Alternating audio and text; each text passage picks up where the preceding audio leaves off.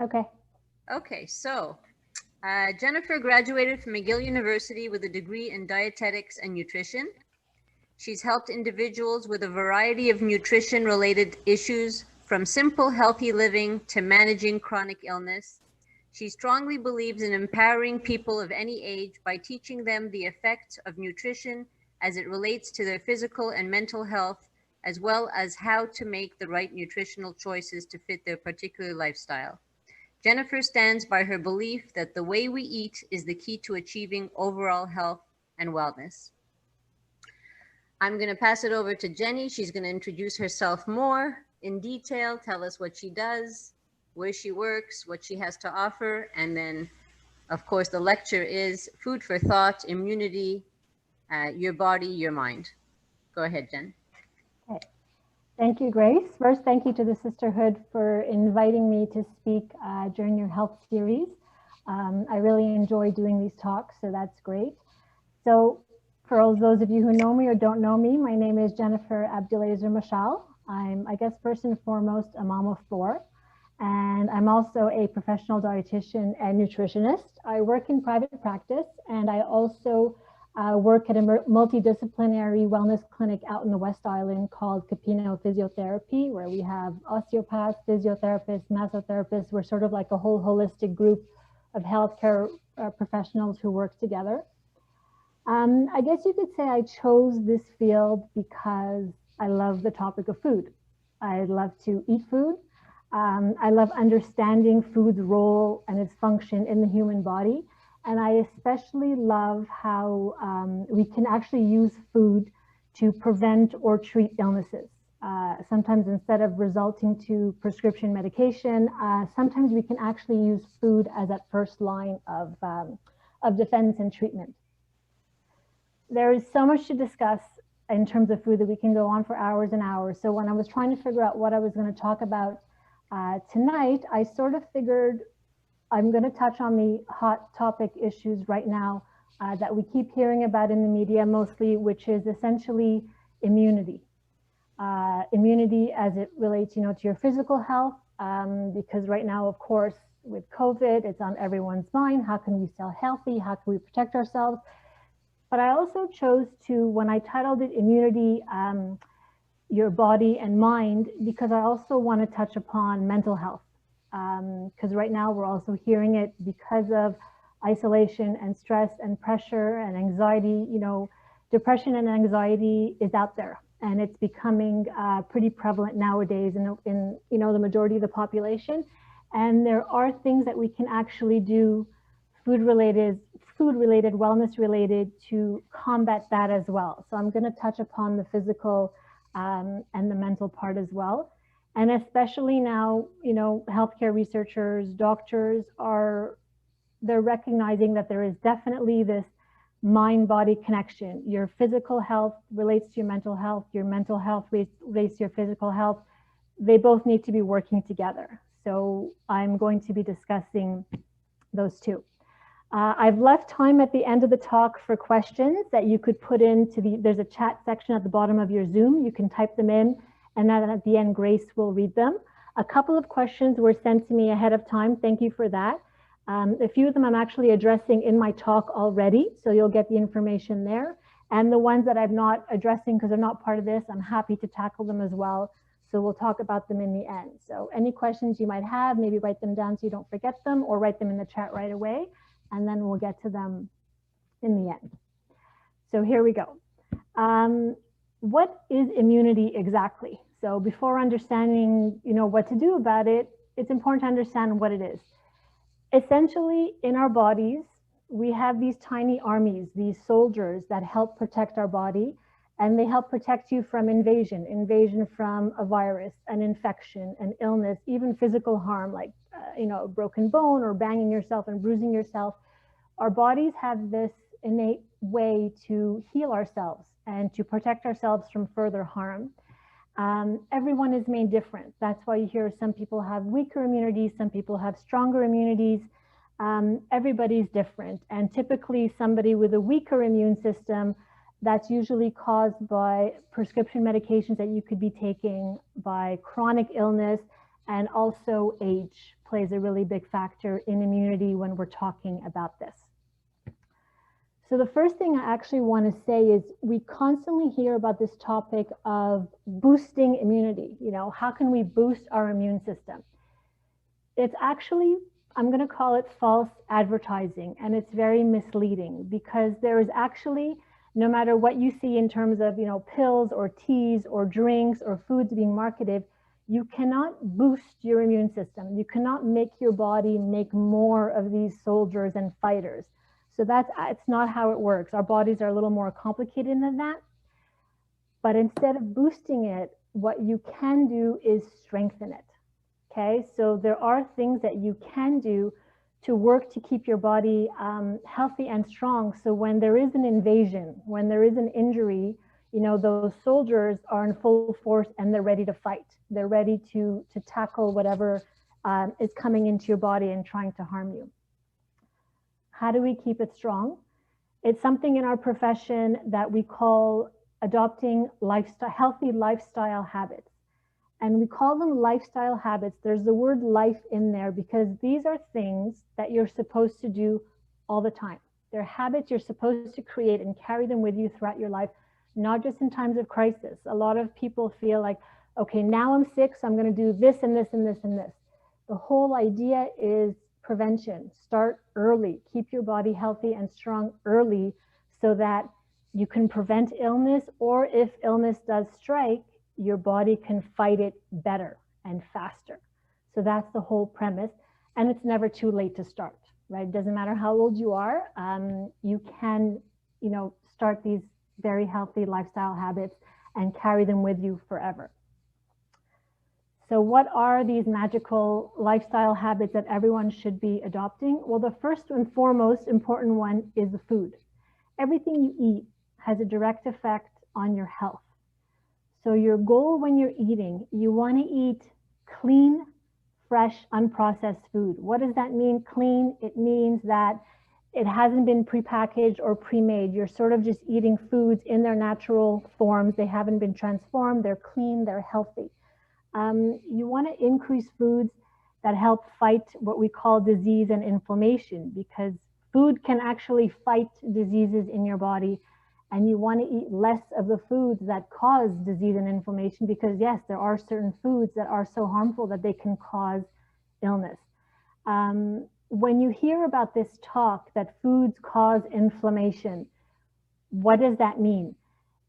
Inflammation is essentially means that something has come into your body, usually an irritant, something the body doesn't want, and what your immune system is supposed to do is fight it. So it gives this immune response, which is what it's supposed to do, and that's a concept of inflammation. The only problem with this is that the longer we keep our body in this state of inflammation, in this state that it doesn't want to be in, and we keep introducing these negative foods that are causing our bodies to be inflamed, well, then those soldiers, that immune system that's supposed to keep you healthy, doesn't just keep attacking the bad stuff, it's going to start to attack the healthy cells in your body as well. So that's why you want to avoid to be in this constant state where your immune system is working and working and fighting, because it might end up fighting the good and not just the bad as well. So what foods can we eat to keep us healthy, to keep us in this non-inflamed state, right? To protect us? First and foremost, in our profession now, we're sort of strongly trying to gear people towards a more plant-based diet. That doesn't mean become a vegetarian and cut out all the meat from your diet. It just means that the majority of your meals, or a lot of your meals, let them include a lot of plant foods. What are these plants? I mean, first and foremost, vegetables and fruits. And I think without a doubt, for decades and decades, you know, we keep hearing about vegetables and fruits. And if you Google any illness or anything on how to fight illness or stay healthy, the first thing that any website is going to tell you is increase your vegetables and fruits. They're not just, they're full of all the vitamins and minerals and fibers that we need to stay healthy and for our body to function. They actually have these compounds called antioxidants and flavonoids. These compounds, literally, when they enter your body, they go and they physically kill the bad stuff. They can physically go and kill a cancer cell. They physically go and they eliminate all the nasty and the bad from inside our body. So it's really, really important. These vegetables and fruits, they must be a staple in your diet. And variety, you know, there's not one that's better than the next. They come in all colors and forms.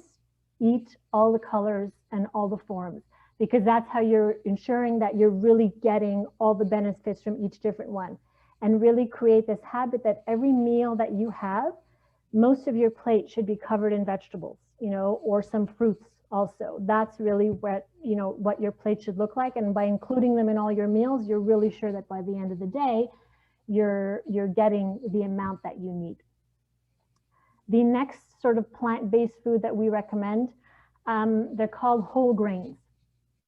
Now the whole grains, what it means, it's your rice, it's your pasta, it's your quinoa, it's your cereal, you know, all the breads. And normally this category of food gets a really bad rap. And they shouldn't get a bad rap because they are essential and they're really important to eat. The idea with these foods is that you don't want to eat the white processed version. That's why we call them the whole grains. You want to eat the brown version of these foods. So you want to eat the brown rice.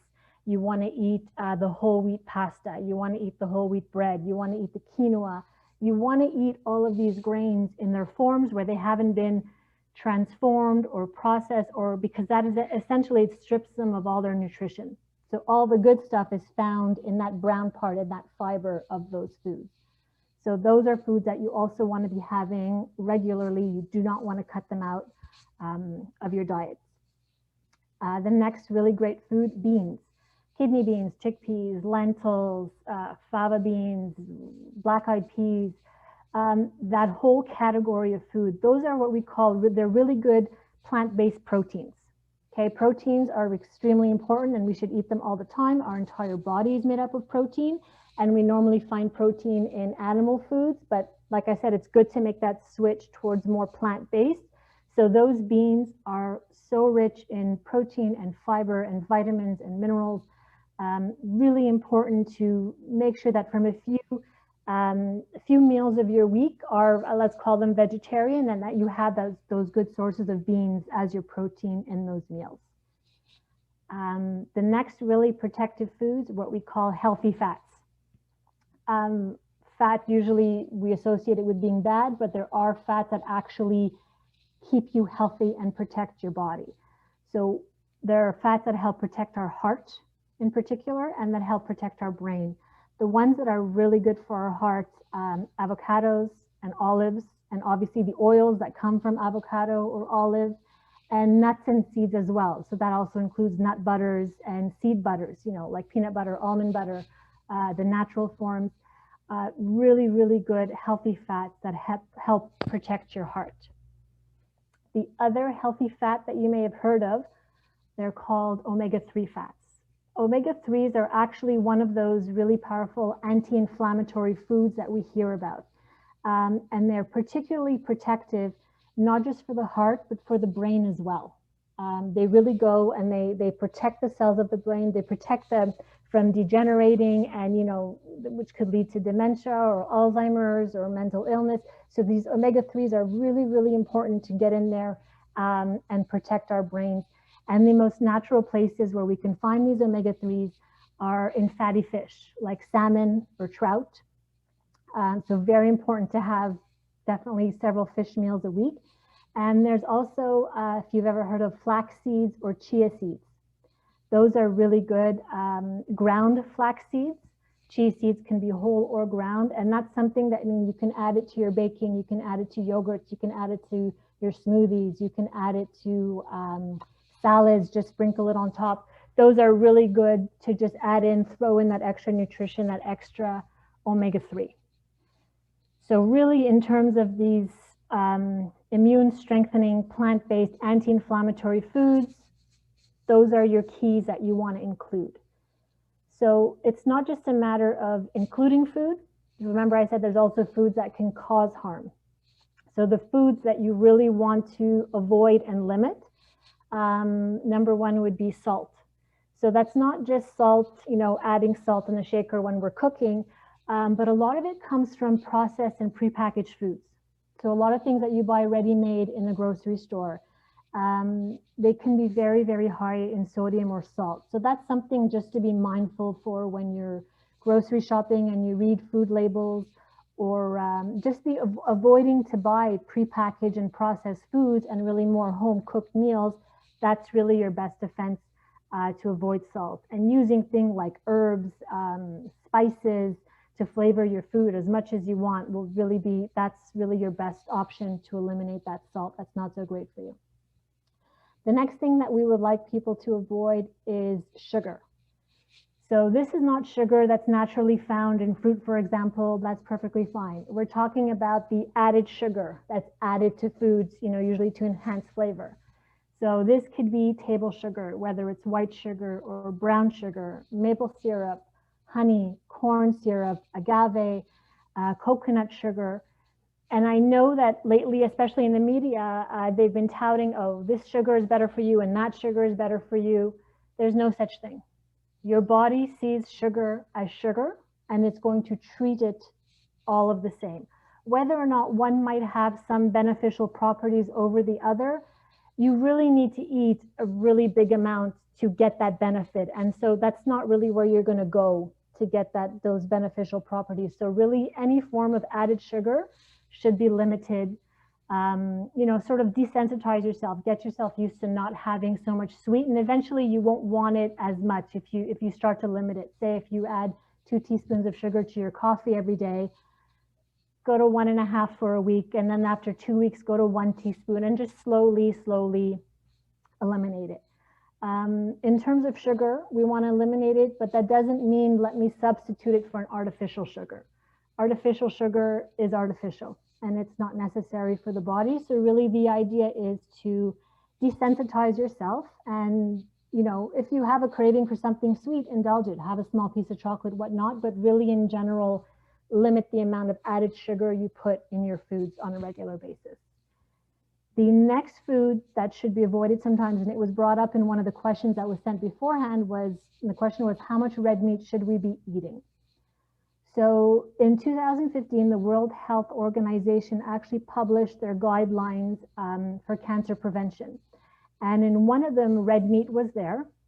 And the suggestion was to limit red meat consumption to once a week because it could have negative health effects. And also more recently, they're finding red meat can cause this inflammation in the body as well. And also for environmental reasons, if that's something that's dear to your heart, red meat consumption, which includes meat from cow, lamb, veal, goat, these are all meats that really should be limited to once a week, for heart health, for different reasons, to avoid that, and opt for more fish, more chicken, more beans, more eggs, more those kinds of protein. The last foods, which are pretty harmful, processed meats, hot dogs, sausages, deli meat.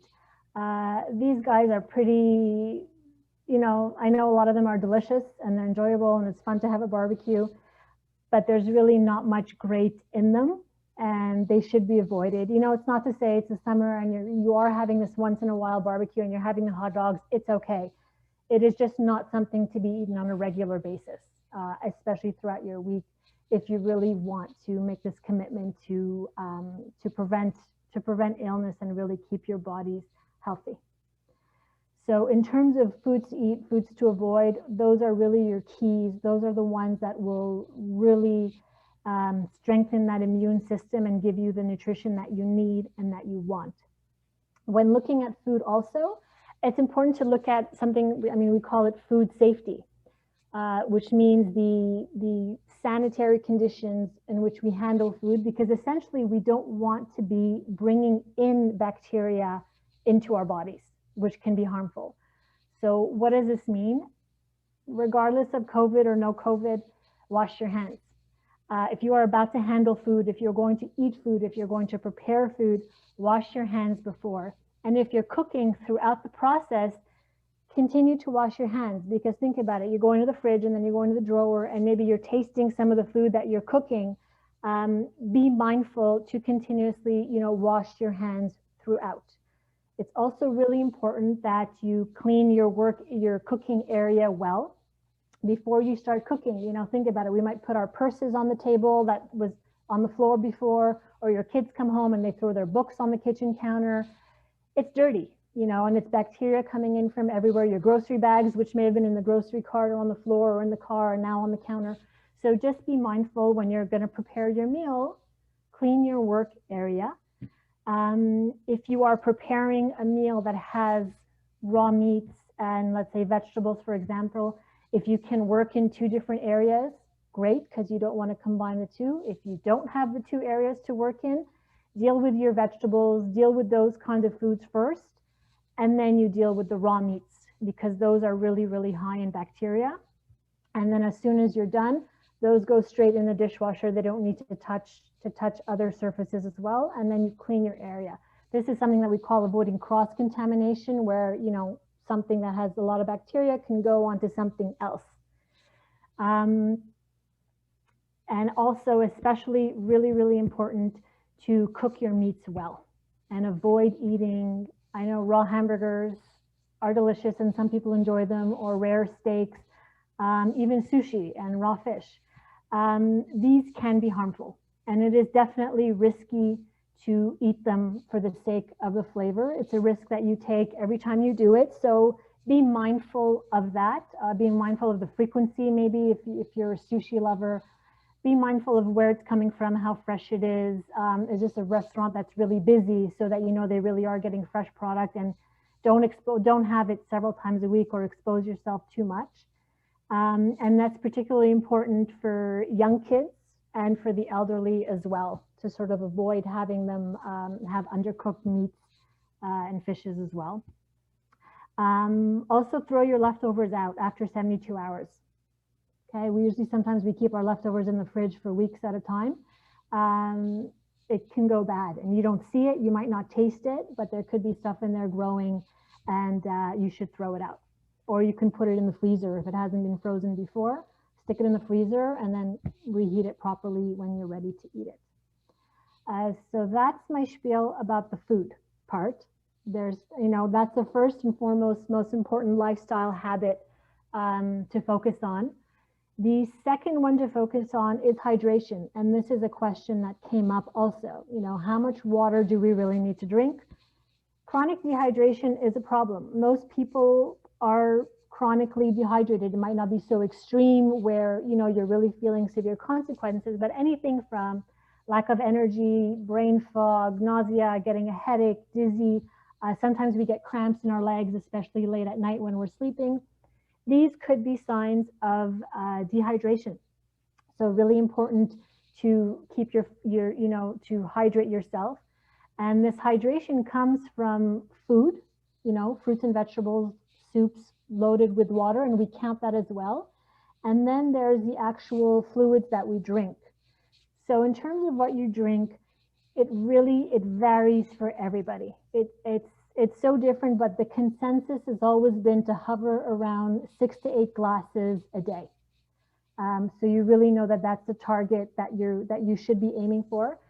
Preferably you're drinking water.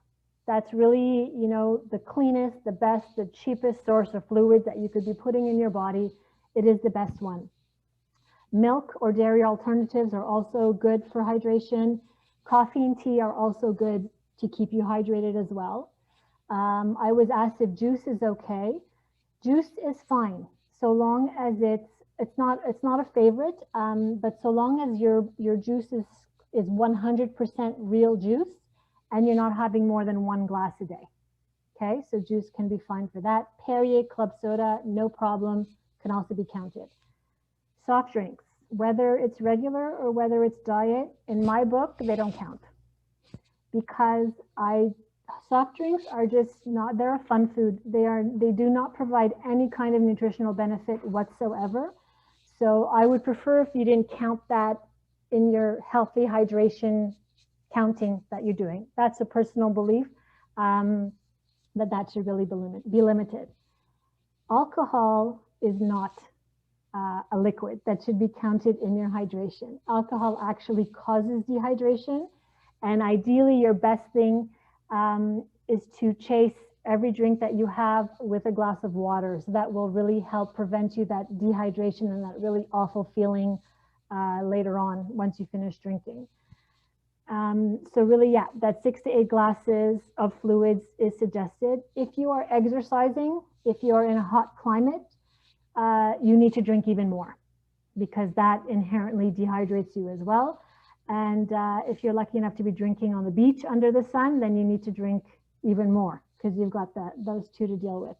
So hydration, extremely important also as well in your lifestyle habits as much as the food. The third lifestyle habit, which is a non-negotiable, it's physical activity.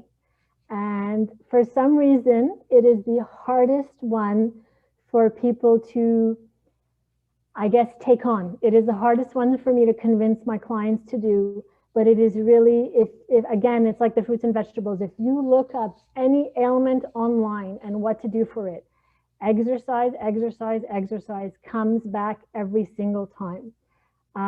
It has been proven without a doubt to help lower cholesterol, lower blood pressure, regulate your blood sugar. It improves your energy.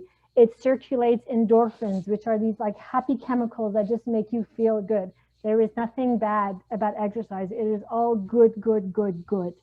So really regular daily movement. Okay, it doesn't have to be rigorous. It doesn't have to be strenuous. Whatever is obviously safe for you, regardless of whatever, if you have health limitations, if you have physical limitations, of course you have to consider that. Whatever you enjoy doing. You know, don't let anyone tell you spinning is better than CrossFit or CrossFit is better than Pilates. It doesn't matter.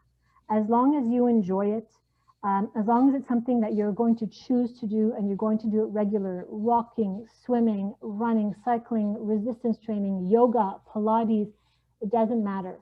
Just do it and try to do something every day. Okay, try and get that heart pumping a little bit, try and get that blood flowing every single day. I promise you, it is like a gold star when it comes to keeping your body healthy and keeping that immune system strong. The fourth one, extremely underrated, sleep. It's, you know, we don't realize how important sleep is to our body. We don't realize how much we actually put our bodies through in a day. You know, the movement we require from our body, the, you know, breathing in pollution that we bring into our body, you sitting here listening to me, taking in information, the work your brain is doing, and just to concentrate, all this work creates this mess inside our body, and it damages the inside our body that essentially we need to repair. And that's what sleep does. When we sleep, our body goes into this repair, rest, and recharge mode where it cleans up all the mess that we did to it throughout the day. The immune system goes in and kind of helps and repairs what's going on. So if we're in this constant state where you're not sleeping, and you just, it drags on, there's a cumulative effect. And at the end of the day, you know, it might take a few weeks, it might take a few months, you're going to feel the effect. You're going to feel the effect physically, and you're going to feel the effect mentally, because you didn't give your body that chance to heal itself. You didn't give it that chance to rest. So it's extremely important. And if you have trouble sleeping, instead of running to a melatonin or a sleeping pill or a Tylenol PM, figure out why you're not sleeping. You know, find out the source. Is it stress? Is it a bad habit of yours? Are you not exercising enough? Figure out why you're not sleeping, and then deal with that issue first. And then really try and make that sleep a regular, solid sleep part of your lifestyle. Number 5, really important, is to reduce your alcohol consumption. I don't think ever in the history have our liquor stores ever sold out of alcohol as it's happened during this pandemic. And it's understandable. People are stressed. People are bored. You're stuck in a house with your spouse, with your family.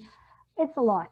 And, you know, turning to alcohol, you know, just for that calm or that relief, I get it and I understand it.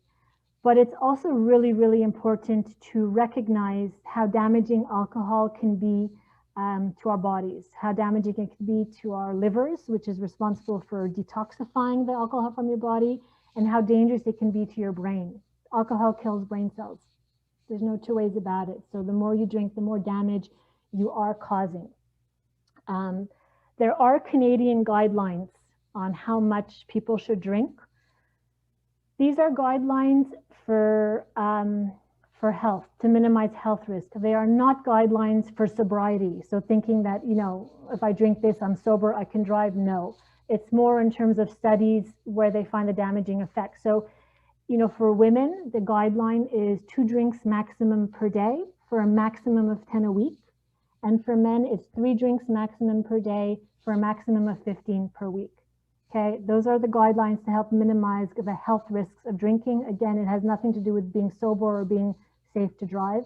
It's really for the effect on your body. And of course, if you have any medical condition or taking prescription drugs or over-the-counter drugs, really something to consider to avoid the alcohol, because it can have really serious effects on your body. So that's a key one also to really keep in mind. Number 6, reducing stress. Okay, stressors are different for everybody. A stressor for me might be a nothing to you, and something to you, you know, can be a nothing to me. Whether it be the current situation, whether it be COVID, your family, your kids, your spouse, parents, work, financial, we all have stressors, and we all have a different ability and capacity to cope with these stressors. So it's really, really important that you learn, first of all, you identify what your stress is and try and work to manage it. What happens with chronic stress, and they're finding people, you know, stress can make you physically sick.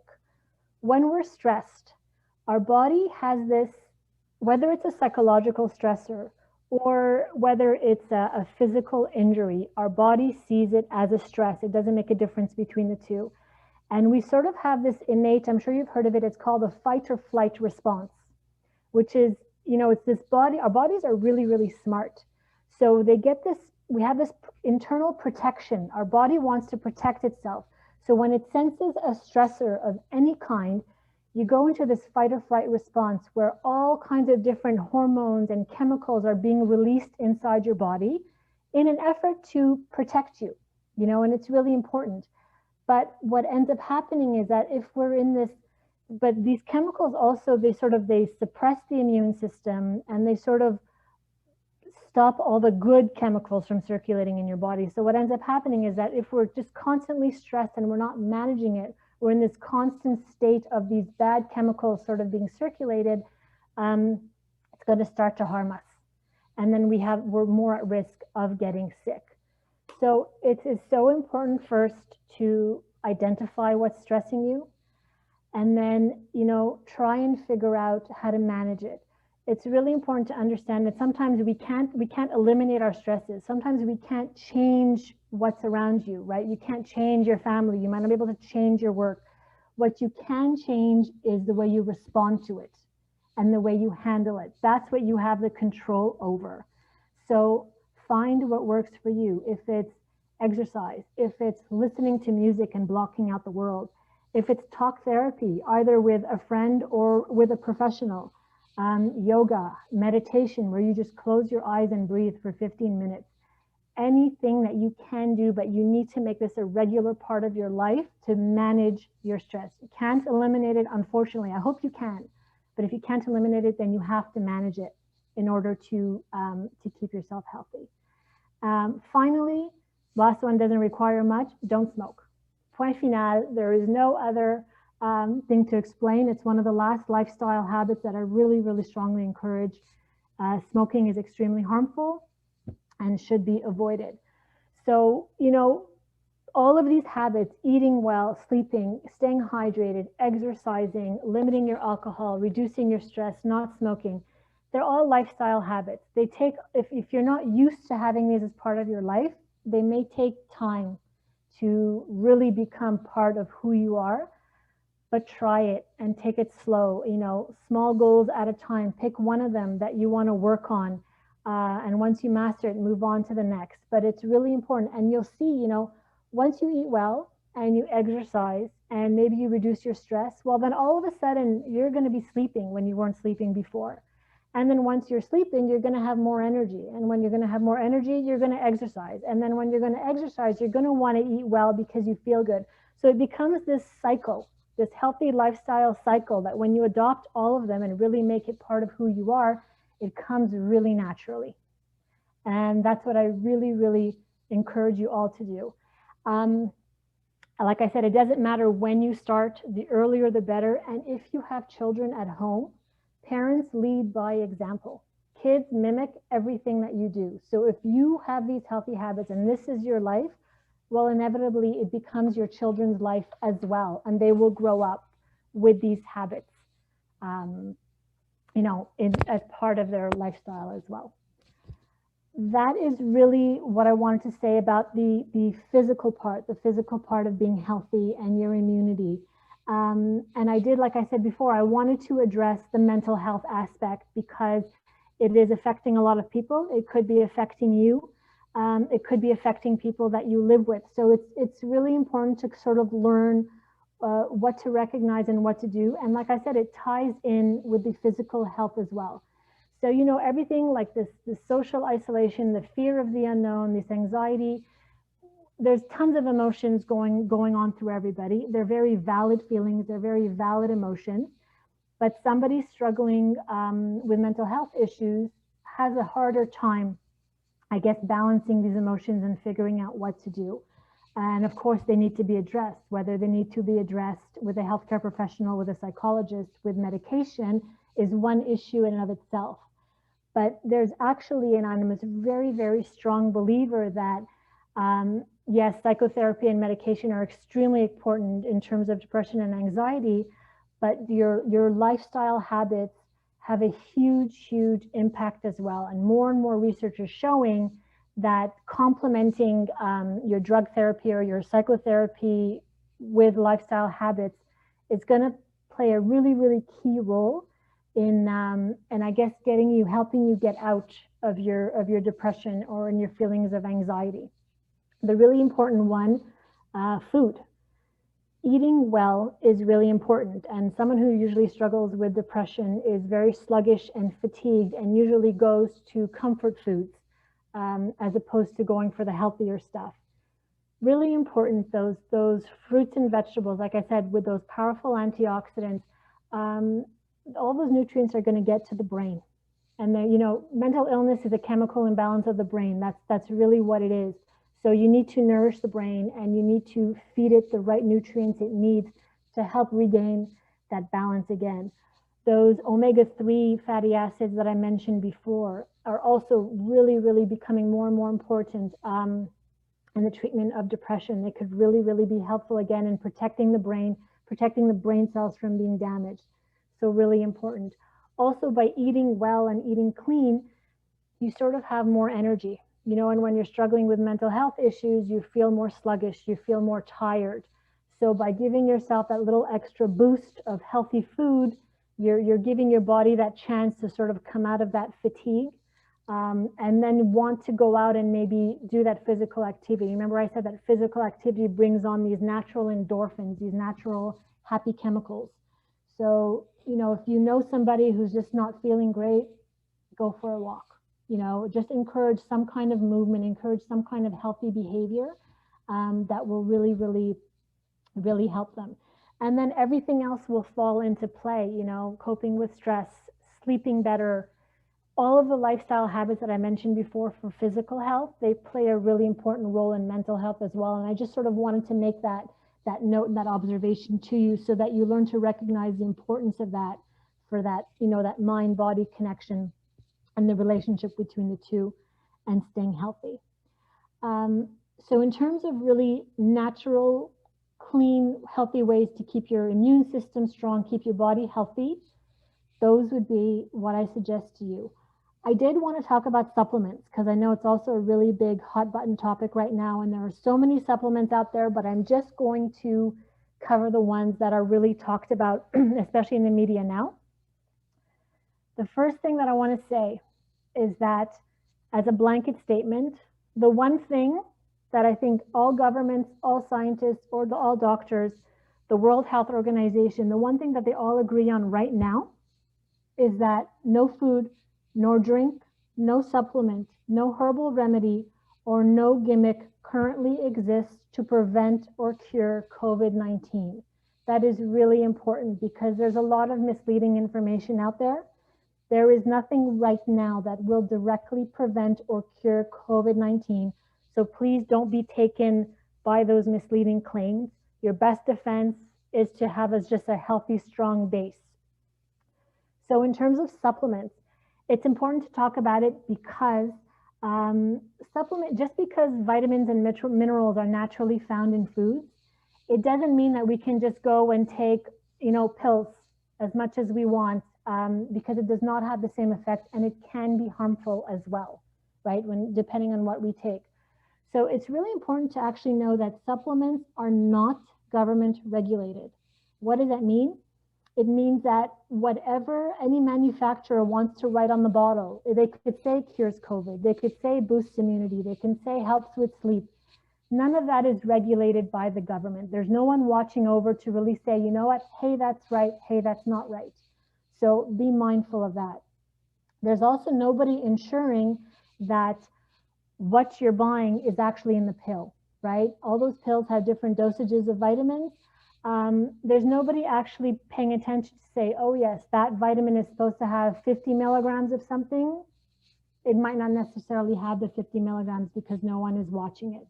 There is also no one watching how much is going into these supplements. Like now it boggles my mind. I go there and you can find a vitamin C tablet anywhere from 50 milligrams to 1,000 milligrams. There is no one watching how much they're putting in the pills. And that's where it becomes dangerous because, like I said, it's okay when we're getting the stuff from our foods, but there are such things as we call them upper limits. There are toxic levels of vitamins that if we take too many can actually be harmful for us. So that's where the danger comes in. And that's why if you're going to make the personal choice that you want to take supplements, then I strongly suggest that you either consult a nutritionist, because what we do is we get to know you, we get your entire history, medical history, your entire lifestyle, and then we discuss together whether we feel you need that supplement. Or you speak to your doctor, or you speak to your pharmacist. And the pharmacist is a really, really good person to speak to because they have a list of all your medications as well. And sometimes certain vitamins and minerals can interact with your medications, with your prescription medications. So really important never to just, oh, because my friend told me or I heard it on the news, I'm going to jump on this and I'm going to go and I'm going to take some. Very important to do your research first and to think about the choice that you're going to make. So the first vitamin that I'm going to talk about today is vitamin D, okay? Vitamin D, we usually find it in fortified dairy products or dairy alternatives.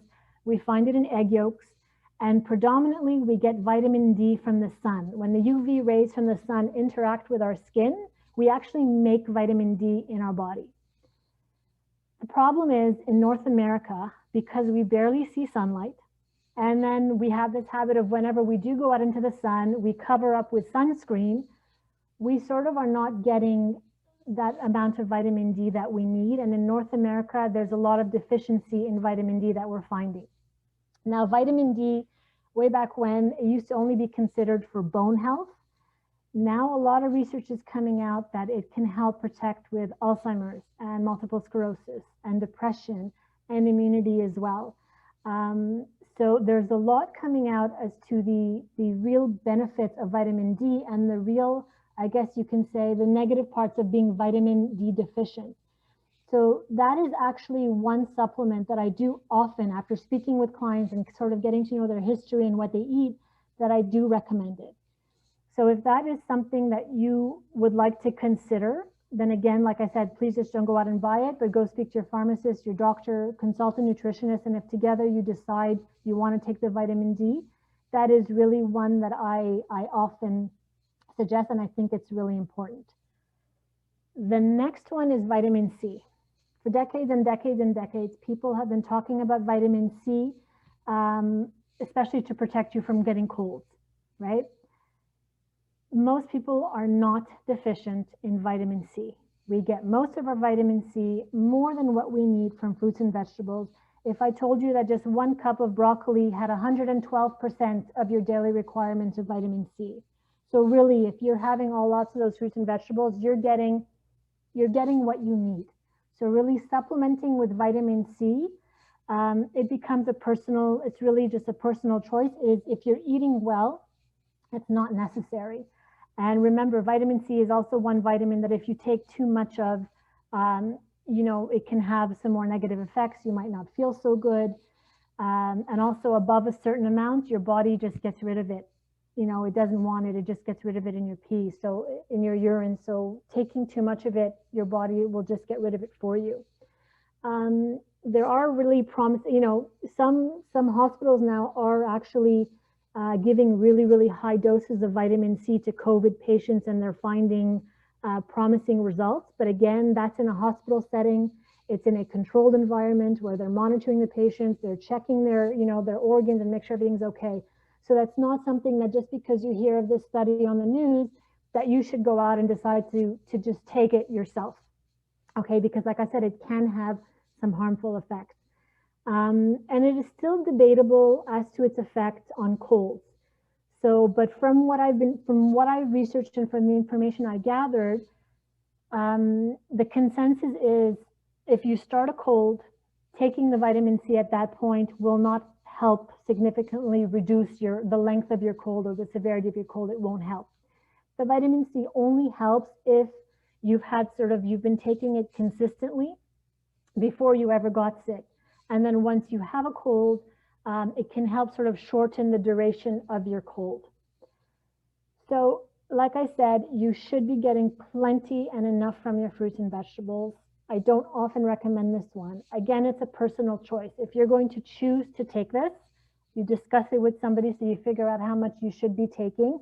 And what I would suggest taking is don't take it every day all year round. Okay, if you want to maybe go into, you're coming into cold and flu season, maybe it's good to take it for a few months, and then give your body a break. Stop, because just to give your body a break because it's not necessary. Or before traveling, when we're able to travel again, maybe take the vitamin C a couple of weeks before your trip, during your trip, and then stop and give your body a break from that one. The next mineral that has been, talked about a lot is zinc. Okay, we hear a lot about zinc making the headlines. Again, zinc deficiency is extremely rare. Okay, we get plenty in our diets, particularly from poultry, from meats, from beans, and from those whole grains. We're getting a lot of zinc from there. Why has zinc been making such news and so much information in the media? In our bodies, all the nutrients we take in, all the vitamins and minerals we take in, our body uses them to make different things. And zinc actually goes into the making of our immune cells. But that doesn't mean that just because I'm taking more zinc, I'm making more immune cells. We talked about that. You can't boost it. You can't make more. Your body is getting what it needs, and it's making what your body can make. So it's really not necessary. And taking too much zinc can have harmful effects on your body. So from what I've read, if you're going again to choose, because you want to try the zinc works. If not taking it, you don't need to take zinc every day. Okay, it's not a drug that a mineral that you take every day. Zinc works if you're starting to feel cold symptoms, scratchy throat, sore throat, maybe some congestion, and you start taking the zinc lozenges within 24 hours of feeling those symptoms. It may reduce the length or the severity of your cold. Okay, it might not cure it, but that's sort of what they're finding with zinc. So definitely do not be taking zinc every single day. It is not good for you. If you want to try it when you have a cold, then that becomes a personal decision, but that would be the only time to take it. You do not need to be taking zinc every single day. The last supplement that I want to talk about are probiotics, which we hear about a lot. Naturally, in our gut, in our digestive tract, we have healthy bacteria. We have bacteria there. And that bacteria helps with our digestion. That bacteria it helps our health, it helps our immune system. Basically, the healthier our intestines and our gastrointestinal tract, the better we can absorb all that good stuff from all the food. So that's why we really want a healthy gut. Now, sometimes people get an imbalance of that bacteria. We get too much bad, or, there's a shift for whatever reason. And that's why some people start to, they think that that's why they start to experience either gas or bloating or discomfort, or they think it might be related to immunity as well. Now, naturally, you'll find probiotics in yogurt or kefir. So by all means, enjoy those foods. Enjoy the probiotics in those. Taking an actual pill is tricky because you don't really know which of the bacteria you're lacking in your gut. You don't really know what's going on in there. And every single one of those pills, they have different quantities and different dosages of the different bacteria. So sometimes you could be causing more harm than good. Sometimes the probiotics are beneficial, but that's usually a discussion to be had if you think you need it, if you read up on it and you feel like this is something I want to do, then I would speak to your doctor. If you have a gastrointestinal doctor, speak to them and really decide for you what would be the best option in terms of opting for the probiotics. But definitely the yogurt, no problem. Go for that as well in terms of the probiotics. So in terms of supplements, there are so many, and I'm happy to answer more questions about them, but those are the ones I really wanted to touch on now because I know that they're on the forefront of everyone's minds. I know people are taking too much. So I wanted to just clarify that with you so that you don't take too much. With everything that I said, your best bet is always just eating the right foods. And that's really where you should be getting most of your nutrients, if not all of your nutrients from food. So in terms of immunity, physical and mental health, that's what I wanted to cover with you today. I hope you were able to take it in. I hope it wasn't too much information and that it was pretty clear. I'm happy to answer questions now. There are 2 questions that came in from beforehand, so I'm going to just address them quickly. And then I think, Grace, if you'll help me read the questions on the chat, we'll go through them. So one of the questions that I got today was, and your questions can be unrelated to my talk today, doesn't matter. I was asked which fruits and vegetables are higher in calcium. So your dark leafy greens, so your bok choy, your kale, your collard greens, your broccoli, those are high in calcium. And in terms of your fruit, dried figs and oranges are good sources of calcium as well. Calcium is primarily found in dairy products, but there's always alternate sources of vitamins and minerals. So that's for that question. And another question that I got was hair loss in women who are going through menopause. So I know that's a huge issue through perimenopause and then menopause as well. There's a big hormone change that happens in the body. And so this hair loss is for 2 reasons. There's a genetic factor, and then a hormonal factor that really comes into play with the hair loss. And that's something that's very difficult to fight with food. Okay, it's a battle that it's a tough one. I'm not going to lie. It's not an easy one. So your first bet's definitely through food is to make sure you're having a good amount of protein. Like I said, protein goes into making everything in our body. So your protein, it's your lean meats, it's your fish, right? It's your chicken, it's your beans, it's your nuts, it's your seeds, it's your eggs. So any of those options, make sure you're really getting a good amount of the protein. And in those foods as well, it's not just the protein that's good, but there's certain minerals and vitamins like zinc, iron, and biotin that we hear a lot about that are really good for hair health that are found in those foods. So those foods would be really important. Also staying hydrated is very important. What's interesting to note is for hair health, for nail health, sometimes we always think of putting things on top, right? Like I'm going to put a shampoo in my hair to make it healthy, or I'm going to put a nail treatment on top. The health of your hair, your nails, of the parts of your body, it comes from the inside out, not from the outside in. So nourish yourself from the inside, and your nails, your hair, your skin, it will reflect from the inside out, not from the stuff that we're putting on top. Also, in terms of hair, stress is a big one. in terms of losing your hair in times of stress. Also, I guess, be mindful of chemicals, hair dyes that you're putting in your hair, hair dryers, just things like that is really the best thing that you can do. There are some supplements. There's one in particular called NutriCap. And you'll find a lot of them, they usually promote like for hair, skin, and nails, because it's usually never one vitamin or one mineral that might help with hair. It's usually a combination. So that's something, you can go into a pharmacy and speak to your pharmacist again to see if there's a good one. And if it's obviously, those are the natural ways of combating this. And of course, if it's something that's really severe, or that's something that's really bothering you, then you would seek a dermatologist, and they would be better off, helping you with maybe something a little bit stronger. But naturally, food-wise, that's the way I would go. Okay, Grace, I'll leave it to you. It's Jennifer. It's an excellent presentation. Thank you. Wonderful. Now, just one question and one comment. The first question is, what is the optimal time to take vitamins? What it is during the day, like in the morning, in the afternoon? So ideally, you take your vitamins with your meal.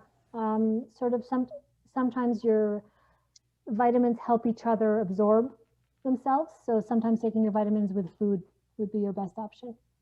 Okay, thank you. And another thing, the comment, when are you going to write a book? It's wonderful. Great idea. Are you planning to write a book? No, but you just gave me the idea, so maybe I have time. So much on the bottom of our heart, from the bottom of our hearts, Sisterhood with the Spanish and Portuguese. Thank you. It was a wonderful lecture. And I'm going to let Rachel say a few words, as she is the innovator of this Super Tuesday. Thank you for having me. Go ahead, Rachel. Unmute yourself. First of all, I want to thank Jennifer for being one of our first volunteers to bring our community together. You really gave above and beyond lecture, very interesting, a lot of information, inspiring and enlightening. Thank you. You're very welcome. Thank you for having me. I want to thank Grace for taking an idea and pushing and working hard to make it come and be realized. And really, you're amazing. You're a powerhouse. Thank you, Grace, for realizing it. And I want to thank all of you for coming and joining us and supporting us in making a community again. It's really touching. I think it's very important for all of us to have a community. And if we're not going to make that effort, we're not going to have. So thank you for all of you for showing up. Thank you, Rachel. And again, Jennifer, amazing evening, enjoyed by all. An unbelievable amount of people attended. It's broken records for the Sisterhood, that's for sure. And I want you all to be aware that every Tuesday we will have something. And next week we have a book review. And the week after we have Marina Mashaal, who's going to talk to us about the power of calm.